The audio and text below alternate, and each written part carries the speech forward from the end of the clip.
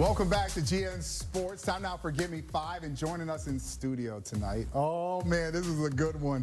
Josh Nelson from the Sox Machine. Because one Josh wasn't good enough. Had to have two. Yeah, had two. Hey, just thank you for stopping by, Absolutely. man. Listen, thank you for continuing to talk about the White Sox. We have to. We have to, man. Josh was, throwing some elbows in there. But before we talk about all of the trade stuff, all that, there's a lot of stuff we can get to before the deadline. But Garrett Crochet, man, he has been outstanding this season.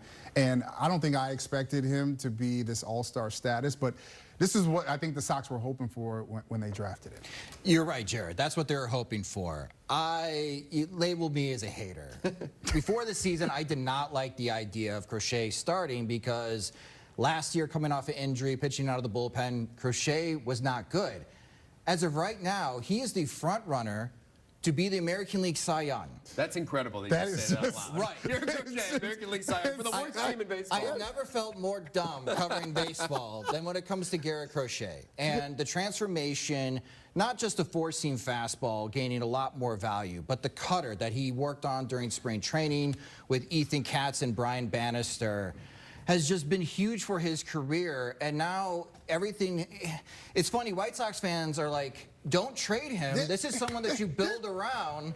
But Chris Getz in 19 days may get an offer that's too good to pass up because the White Sox are just uncertain if they're going to be competitive in 2025 and 2026. This is a lottery ticket that has cashed big time for the White Sox, but they don't have a clear direction moving forward, or they're going to try to find a clear direction the next couple of weeks of what to do. But this has been a pleasant surprise. It's been one of the biggest surprises in Major League Baseball. And he's pitching tomorrow night against Pittsburgh, and I'm expecting him to put on another show. You want something to say. So No, what do you want? no. You want them to keep him.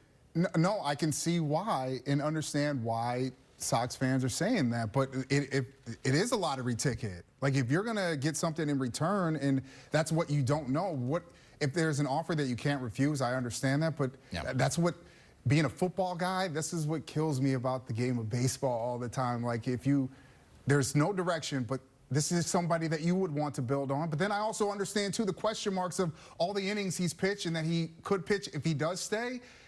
How does that with Tommy John and all that stuff? There's a lot of factors here to play itself out. I would cash the lottery ticket in if it was me. And I think a National League team before the deadline, Jared, will be making an offer that Chris Getz can't refuse. I was telling Josh before we started, you have to deal with Ohtani and Frydman with the Dodgers, and you'll have to deal with Bryce Harper and Kyle Schwarber with the Phillies if you're a National League contender. So any team in the National League could really use Garrett Crochet. You could pitch him out of the bullpen for the rest of this season if need be. And then you have a frontline starter for 2025. So that's what makes Garrett Crochet such an attractive trade target before the deadline. I want to circle back to some of the trades in a little bit, but I want to go big picture here because one of the taglines you guys have at Sox Machine is, we're going to watch the White Sox so you don't have to, which I think is brilliant marketing here. So, as someone who watches all the games, what is the vibe you're getting from fans who are also sticking with the team? What is the general consensus? You were at the games yesterday, obviously not a lot of fans, but are they like, all right, we know this is going to be bad for a couple years, but we're buying into what Chris Getz is trying to do with the rebuild, or are they like throwing their hands up saying, I can't see the future being any brighter? Yeah, it's the next 2 weeks. I think a lot of White Sox fans, especially in the Sox Machine comments, are largely undecided about Chris Getz and what can he do as general manager, because there wasn't an interview process. Can Getz cash in on a Garrett Crochet trade and Eric Fedde trade that greatly improves the farm system on the position player side?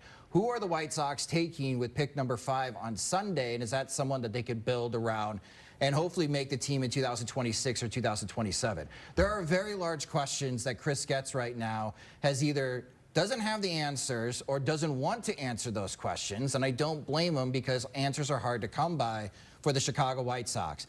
Earlier this week, Director of Amateur Scouting Mike Shirley said that this is a pivotal time for the Chicago White Sox. And Josh, I think that is a key word. It is a pivotal time for the White Sox these next 2 weeks. So let's not forget, by the way, because they can't have a top 10 pick next year. Correct. So no matter how bad they end up being, they can pick no higher than 10, so they have to nail this top 5 pick on Sunday. I don't need you to get yourself in trouble, okay?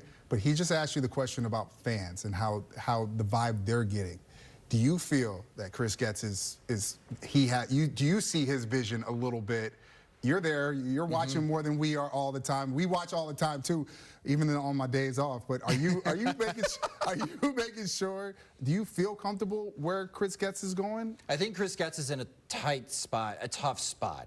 Because for the Chicago White Sox, they're going to be changing television networks next season. So that local TV money that they got this year will not be there next year. So I don't know what the revenue picture looks like for Chris Getz or how much money he's going to be able to spend next season. That's going to be part of the conversation of what they have to do before the trade deadline.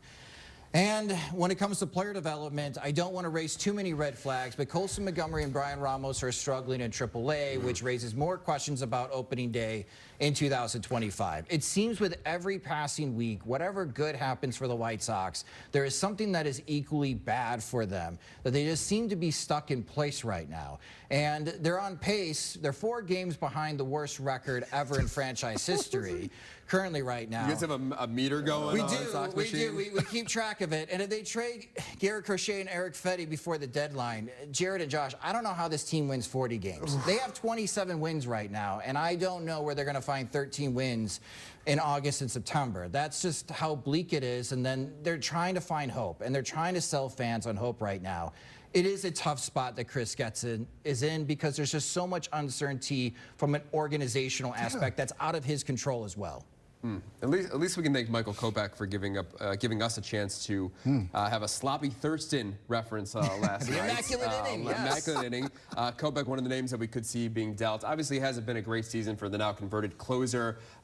Would you like to see them stick with Kopech to see if he can become more of a consistent relief pitcher, closer, maybe turn back into a starter next season? Or do you think if a team wants to give us something for his 100-mile-an-hour fastball, now we'll take it? I think this is the time to move on from Michael Kopech. He admitted that he is not exactly buying into the game plans that both his catchers and pitching coach have been asking him to throw more breaking pitches and off-speed pitches. And he did that in his last outing, and boom, an immaculate inning. Amazing what you can do as a pitcher if you throw more than one pitch in the major leagues. So we'll see where Kopech is at. There seems to be a little bit confidence issue, but if he buys into this, we see more cutters, we see more sliders from him, and he's racking up clean innings. I also think a team is going to make an offer that Chris Getz cannot refuse before the deadline for Michael Kopech. I am expecting Kopech to be traded by July 30th. All right, to the draft. Please tell me about Connor Griffin. Like, I know he Jackson Prep, which is by my grandma's old house in Jackson, Mississippi. That's so awesome. I've driven by that place a lot, so I know the facilities there. LSU commit, 5-tool player. How real deal is this young man? The tools are outstanding. His outfield throwing velocity was 98 miles per hour. He runs a 60-yard dash in between 6.3 and 6.4 seconds. He's also a pitcher. He's played shortstop, and he plays center field. The one question about Connor Griffin, who is 84 for 85 in stolen bases, as you see in the highlights this season, is the hitting mechanics and the hit tool. But when you listen to interviews with Connor Griffin, Jarrett, he is very humble, and he is aware that he needs to improve as a hitter. And that's what he's looking forward in the next professional organization, is who could work with him to improve his hitting mechanics. Now, if you had me on yesterday, I would say there's an 85% chance that the White Sox use the 5th overall pick on Connor Griffin. However, things have changed tonight. Jack Caglione, the University of Florida, back-to-back seasons, who's hit more than 30 homers for the Gators, might be able to fall to the White Sox at number 5. And then there is the question about J.J. Weatherholt, the shortstop of West Virginia. He was the preseason number 1 prospect, but he suffered a grade 3 hamstring strain that made him miss more than a month of the season. Those are the 3 players right now that I've circled for the White Sox at pick number 5, and that will be a difficult conversation, a decision for Mike Shirley and Chris Getz in which direction they go. Real quick, last 10 seconds, who do they take it? Who would you hope that they take on Sunday? I think it's going to be Connor Griffin at the end.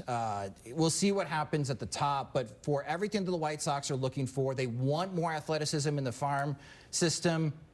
Connor Griffin has the highest ceiling of anyone in this draft.